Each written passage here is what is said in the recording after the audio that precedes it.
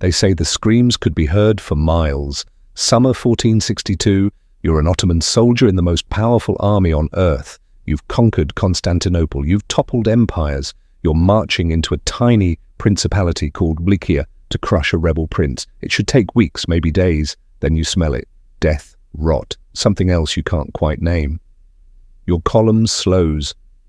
The scouts have stopped moving. And as you round the hill near the capital city, you see it, a forest. But the trees, they're not trees, they're human beings, 20,000 of them. Your brothers, your comrades, lifted into the air on wooden stakes, arranged in perfect geometric rows as far as the eye can see. Some have been dead for weeks, their bodies bloated and black. Others are still moving, still breathing, still screaming. Your sultan, the man who conquered the Byzantine Empire, takes one look and turns his entire army around. What kind of mind creates something like this? And here's the part that should terrify you. This wasn't madness, it was strategy. Cold, calculated, and horrifyingly effective. The story you think you know about Vlad the Impaler, it's a lie. Not because it didn't happen, but because the truth is so much worse. This is the full account of how one man weaponized human suffering so effectively that it changed the course of empires. And by the end, you'll understand why the real horror wasn't what he did to bodies, it was what he did to minds. Let's start with a question nobody asks. What breaks a human being so completely that they become capable of this? The year is 1442. Vlad is 11 years old. His father, Vlad II Dral, Vlad the Dragon, has just made a deal with the devil, not a metaphorical one, a real one with a name, Sultan Murad II of the Ottoman Empire. The deal is simple. Vlad II gets to keep his throne in Vlaia. In exchange, he hands over his two youngest sons as hostages, insurance living collateral to guarantee his loyalty.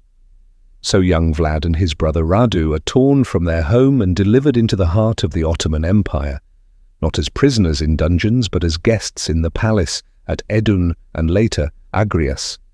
They're given fine clothes, education, military training.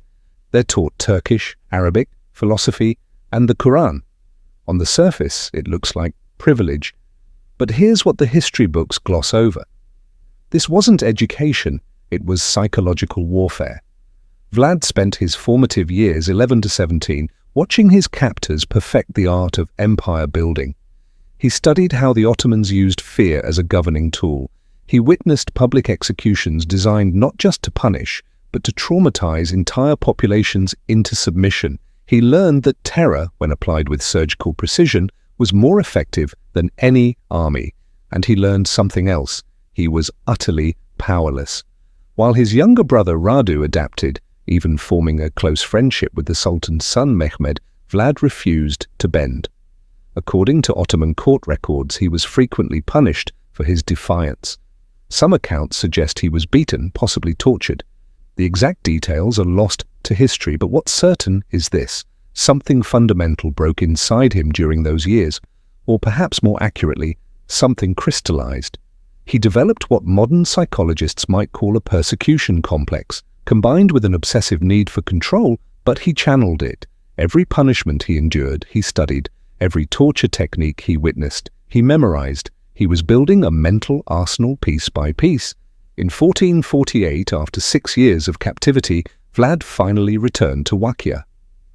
He was 17 years old. 2 months later, his father was assassinated by rival boyars, the nobility who played both sides between the Ottomans and Hungarians. His older brother, Mitya, was buried alive. Vlad was alone, surrounded by enemies, backed by nobody. And here's where the story gets interesting. He didn't just want revenge, he wanted to remake the world in the image of his trauma. He would take everything the Ottomans had taught him about terror and refine it into something they had never seen before. But first, he had to wait. For 6 more years, Vlad lived in exile, plotting, planning, studying military tactics and political maneuvering. And in 1456, with Hungarian backing, he finally seized the Wallachian throne. The monster was about to be born. If you're fascinated by the documented psychological breaking points that created history's most notorious figures, hit subscribe. We're just getting started with how this broken boy became something far worse than his captors ever imagined. Vlad's coronation feast in 1456 should have been a celebration. Instead, it became the blueprint for everything that followed. He invited the boy families, the same nobility who had orchestrated his father's murder and buried his brother alive. Hundreds of them arrived in their finest clothes, believing they were there to pledge loyalty to the new prince. The great hall was decorated. Wine flowed freely. Then, in the middle of the feast, Vlad stood up and asked a simple question. "How many princes of Lycia have you lived through?" The older boy proudly answered, 710. Some claimed to remember a dozen different rulers. They were bragging about their survival, their political savvy, their ability to outlast any prince who sat on the throne. Vlad smiled. Then he gave an order. Every boy who had answered was arrested on the spot. But here's where you see the methodical mind at work. He didn't execute them. Not yet. Instead, he separated them into two groups based on age and health. The older ones, the architects of his family's destruction. They were impaled immediately outside the palace walls. Not quickly. The stakes were carefully inserted to avoid vital organs, ensuring they would die slowly over hours or days. Their screams provided the soundtrack for what came next. The younger, stronger boyars and their families were stripped of their noble clothes, and force marched 50 miles north to the ruins of Panari Castle. There they were given a choice that wasn't really a choice. Rebuild the fortress with their bare hands or die. For months they hauled stones up the mountainside. They worked until their hands bled, until their fine clothes rotted off their bodies, until they collapsed from exhaustion. Most died during the construction. The survivors, they were never the same. Vlad had effectively erased the old nobility and replaced them with a new class who owed everything to him and lived in absolute terror of his displeasure. This wasn't just revenge, it was a systematic dismantling of the power structure that had made Lycia weak. And it revealed something crucial about Vlad's psychology. He didn't just want obedience, he wanted to break people so completely that obedience became their only possible response. But this was still domestic politics. The boy were Playan. What Vlad did next would send shockwaves across empires. In 1459, Sultan Mehmed II, yes, the same Mehmed who had been Vlad's childhood companion, sent envoys to Lycia demanding the annual tribute that Vlad's father had agreed to pay.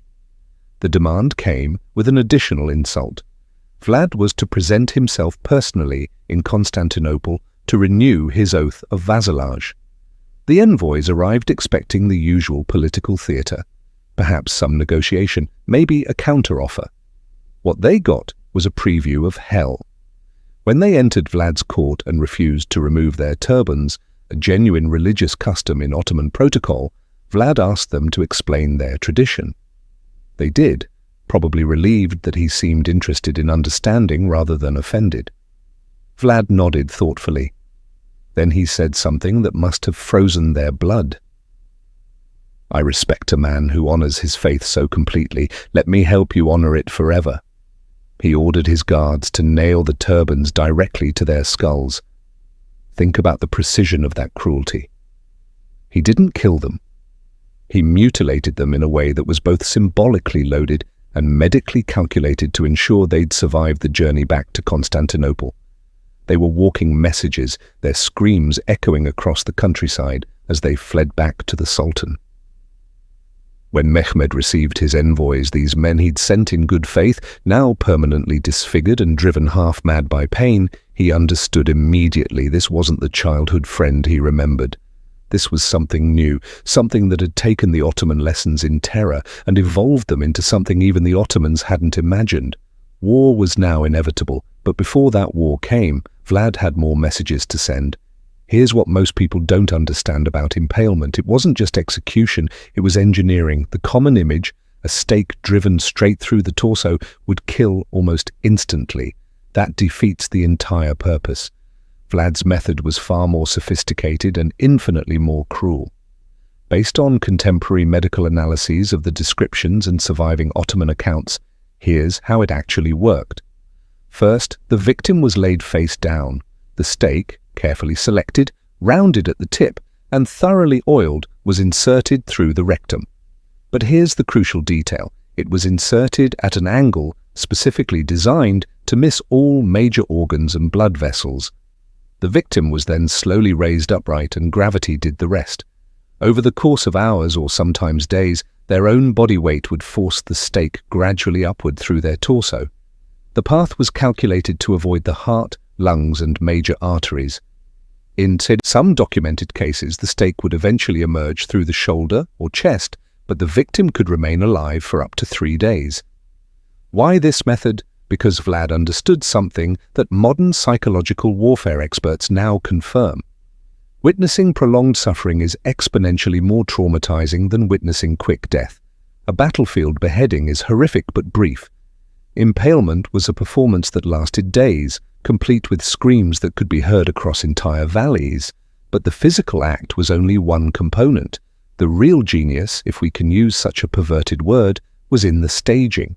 When Vlad impaled victims, he did it in public squares along major roads, outside city gates, anywhere that would maximize visibility. He understood that word of mouth and rumor would multiply the psychological impact far beyond the actual number of victims. One impalement witnessed by 100 people would create 100 storytellers, each of whom would tell 100 more. And he refined the symbolism constantly. Stakes were different heights based on rank. Peasants near the ground, nobles higher, the highest reserved for enemy commanders. This created a grotesque visual hierarchy that reinforced his message. Everyone has a place in my world, and everyone will suffer according to their station. In some accounts, he arranged impaled victims in geometric patterns, circles, stars, concentric rings. This wasn't random sadism, it was a demonstration of control. It said, I have so much power that I can turn human suffering into art. There's a German pamphlet from 1462, admittedly propaganda, but based on eyewitness accounts from Saxon merchants in Wacchia that describes Vlad dining among the impaled. He allegedly had a table set up in the middle of a field of stakes, ate his meals surrounded by dying men, and seemed to enjoy the experience. Whether this specific incident happened exactly as described is debatable. But what's not debatable is the psychological message. I am so far beyond your understanding of human behavior that your horror doesn't touch me. The Saxons, who had their own complicated relationship with Vlad, circulated these pamphlets widely. They were some of the first mass-produced horror stories in European history, complete with woodcut illustrations. These images, crude but effective, spread across Europe and cemented Vlad's reputation. But here's the question nobody was asking. Was any of this working? Was terror actually an effective military strategy? Or was Vlad just a sadist with power? The answer came in the summer of 1462, and it would prove that Vlad's methods weren't just effective, they were devastatingly so. Sultan Mehmed II had finally had enough. By early 1462, Vlad had not only refused to pay tribute, but had launched raids deep into Ottoman territory south of the Danube. In one particularly brutal campaign, he crossed into Ottoman lands with a small force and, according to his own letter to the Hungarian king, killed over 23,000 people. He even kept a body count, categorizing victims by age and gender. Mehmed, who had conquered Constantinople at age 21, who had crushed rebellion after rebellion, who commanded the most powerful military machine on earth, decided to personally handle the Waklayan problem. In the spring of 1462, he assembled an army estimated between 60,000 and 90,000 men. The exact number is lost to history, but even conservative estimates put it at more than triple Wacchia's entire military-age male population. This wasn't an invasion, it was an extermination. Vlad had maybe 20,000 to 30,000 men total, many of them peasant conscripts with minimal training. A conventional battle would be a massacre. So Vlad did what he'd been planning since childhood. He refused to give them a conventional battle. As the Ottoman army entered Wacchia, they found nothing. Empty villages, poisoned wells, burned fields.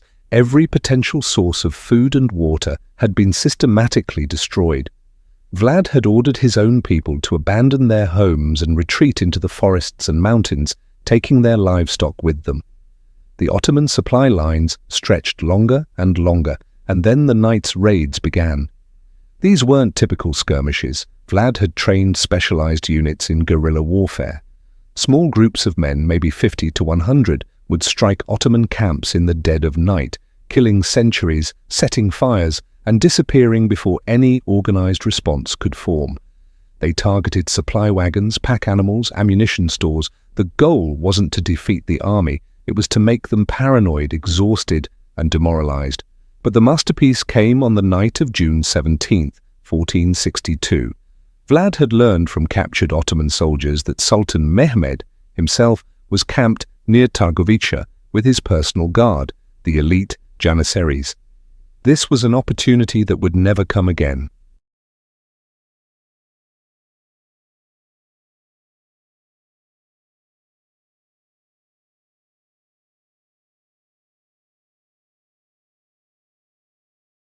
Vlad personally led a force of about 10,000 men in what became known as the night attack. Under cover of darkness, they infiltrated the massive Ottoman camp with one objective: kill the Sultan. Contemporary accounts describe absolute chaos. The Wakians were dressed in captured Ottoman uniforms and knew enough Turkish to cause confusion. They set fire to tents, stampeded horses, and specifically targeted the section of camp where the Sultan's pavilion stood. They came within yards of Mehmed himself. Some historians believe Vlad and the Sultan were briefly in visual contact across the burning camp, but the Janissaries held, forming a defensive circle around their leader. After hours of close-quarters combat, Vlad realized he couldn't break through. He ordered a retreat, and his men vanished back into the night as suddenly as they'd appeared. The Ottoman casualties were relatively light, maybe 2,000 killed, though Ottoman sources downplay the numbers, but the psychological damage was catastrophic. The Sultan of the Ottoman Empire, in the middle of his own army, had nearly been killed by a vastly outnumbered enemy who struck from nowhere and disappeared like ghosts. Mehmed's commanders were rattled, his soldiers were exhausted, and they were still weeks away from Constantinople, marching through a dead landscape where every shadow might hide an enemy. Then they reached the capital, and they saw what Vlad had been preparing for them. No written description can fully capture what Mehmed's army encountered on the approach to Targovica in late June 1462. But we can try. Imagine you're an Ottoman soldier. You've been marching for weeks through scorched earth. You're hungry, exhausted and jumpy from constant night raids. You haven't seen the enemy in days. They've just vanished. That should be a good sign. It feels like a trap. As you approach the Wakian capital, the smell hits first. If you've ever smelled a dead animal rotting in summer heat, multiply that by thousands. Then add the sweet, sick-making odor of decomposing human flesh. It's so thick you can taste it. Then you see the stakes, the first one, then 10, then 100. Then you realize there is no end. They stretch to the horizon in every direction. Contemporary accounts say the field of impaled bodies extended for nearly 2 miles in length and over half a mile in width. Modern historians debate the exact number. Ottoman sources, probably minimizing for propaganda reasons, claim 10,000. Wakian and Hungarian sources claim up to 20,000. The truth is probably somewhere between 15,000 and 20,000 impaled bodies. But here's what makes your skin crawl. This wasn't random. The stakes were arranged in precise geometric patterns, concentric circles radiating out from the capital height-ordered rows. In some sections, they form star patterns visible from elevated ground. Vlad had spent weeks, possibly months, preparing this. He'd captured Ottoman soldiers and sympathizers from earlier raids and border skirmishes. He'd kept them alive specifically for this purpose. Some of the bodies had been dead for weeks, rotting in the summer heat. Others had been impaled more recently, and some, according to multiple sources, were still alive. The Byzantine chronicler Leonikos Chalkondylis, who interviewed eyewitnesses, wrote that the moaning of the dying could be heard across the entire field. Some had been impaled for days, their bodies slowly consuming themselves, too weak to scream but still conscious. The Ottoman troops, hardened veterans who had conquered cities and slaughtered countless enemies, reportedly began vomiting. Some refused to advance further, others started deserting in the night, willing to risk execution rather than continue through this nightmare. And at the center, on the tallest stake of all, was Hamza Pasha, a high-ranking Ottoman commander captured in an earlier skirmish. His body, dressed in the remnants of his military finery, was positioned directly facing the route of the Sultan's approach. A personal message from Vlad to Mehmed: "This is what I do to your best men. Imagine what I'll do to you." Sultan Mehmed II, remember, this is the man who watched Constantinople's walls crumble under his cannons, who had ordered his own share of executions and massacres, reportedly stopped his horse and stared in silence for several minutes. Different sources record different versions of his response, but the most widely accepted comes from Chalka Kondil. It is not possible to deprive of his country a man who has done such great deeds, who knows how to put his power to such use. A man who had done such things was worth much. This wasn't praise, it was recognition. The Sultan was acknowledging that he was facing something he didn't fully understand, a mind that had taken Ottoman methods and evolved them into already deteriorating. Supply lines were overstretched, the scorched earth tactics had worked, the night raids had destroyed morale. The Sultan's own commanders were advising retreat, but the forest of the impaled was the psychological breaking point. It proved that conventional military thinking didn't apply here. Vlad wasn't trying to win battles, he was trying to break minds. And it was working. Within days, Mehmed ordered a general retreat. He left a contingent under Vlad's younger brother, Radu, to continue harassing Vlad. But the Sultan himself withdrew with the main army. The most powerful military force in the world had invaded a tiny principality with overwhelming numbers and been turned back not by military defeat, but by sheer psychological warfare. Vlad the Impaler had won. But the story doesn't end there, because what comes next reveals the ultimate tragedy. That terror, however effective in the short term, always devours its wielder in the end. You'd think that turning back the Ottoman Empire would make Vlad a hero in Christian Europe. In some ways it did. The Hungarian king and the Pope praised his defense of Christendom, but here's what they didn't understand. Vlad couldn't turn it off. The methods that defeated the Ottomans didn't stop with the Ottomans. He used them on everyone. By late 1462, Vlad was impaling Vlachian merchants for price gouging. He was impaling boyars suspected of disloyalty based on rumors. He was impaling entire villages for minor infractions. The tool he'd forged to defeat a superior enemy had become his only tool for everything. His political position deteriorated rapidly. His brother Radu, backed by Ottoman gold and soldiers, positioned himself as the sane alternative. Hungarian support evaporated as Vlad's increasingly erratic behavior alienated his allies. By November 1462, just months after his greatest triumph, Vlad was forced to flee into Hungarian territory. And here's the bitter irony. He was imprisoned by his supposed ally, King Mahavius Corvinus of Hungary, on charges that remain murky to this day. Some sources say Matthias fabricated letters to make Vlad look like he was negotiating with the Ottomans. Others suggest Vlad had become such a liability that even his Christian allies wanted him gone. He spent 12 years in Hungarian captivity, not the brutal imprisonment of his Ottoman youth, but house arrest in comfortable quarters. He even married a Hungarian noblewoman and had children.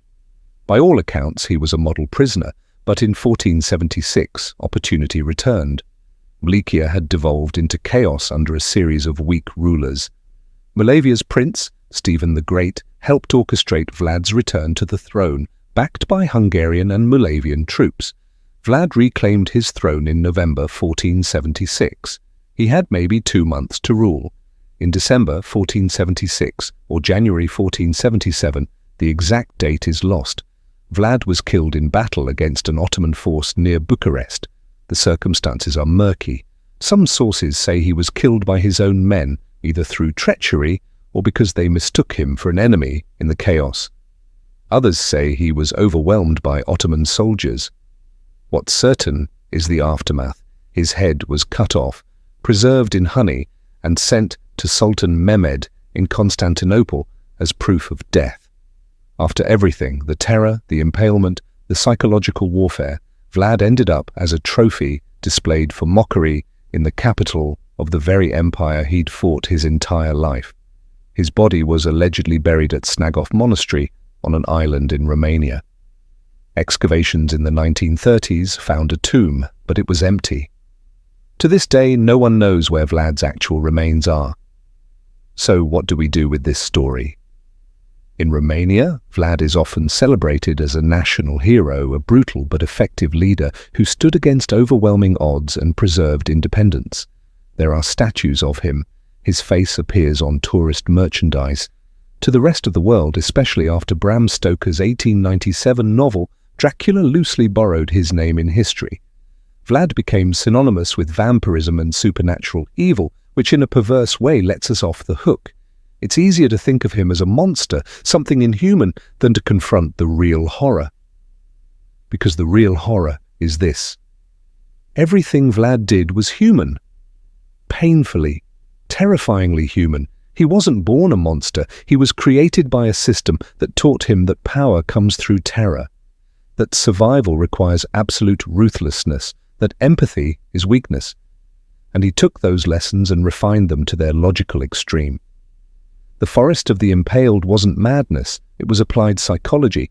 The night attacks weren't random violence, they were precision military strategy. Every impalement, every mutilation, every public display of suffering was a calculated move in a larger game. And here's what should keep you awake at night. It worked, against impossible odds.